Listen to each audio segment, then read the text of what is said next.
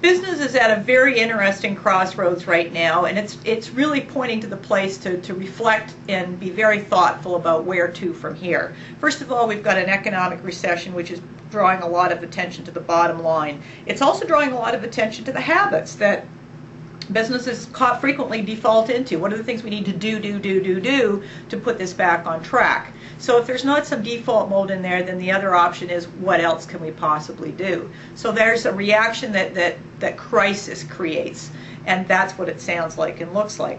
The second aspect of it is there's some very large global forces that are operating quite quietly, and yet the effects are being felt quite visibly. It's showing up as work-life balance, it's showing up as stress-related illness, it's showing up in cultures that can't engage or talent or employees.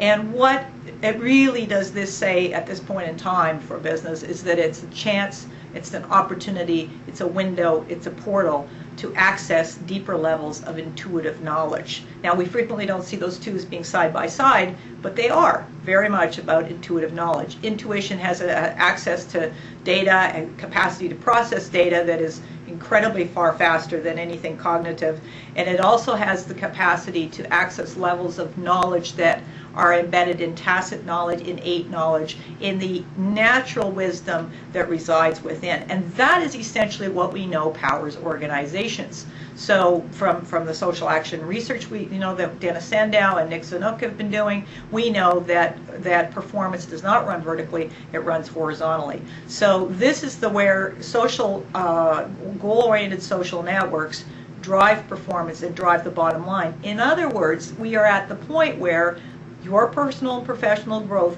directly powers what happens to the bottom line. There is a temptation always to separate these two, but they are integrally linked. There is no separation at this point in time. Passion and purpose are the new economic model. It's being driven by Gen Y.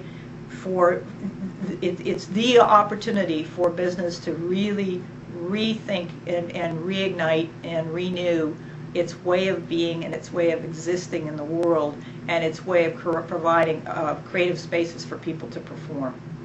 Thank you for joining me.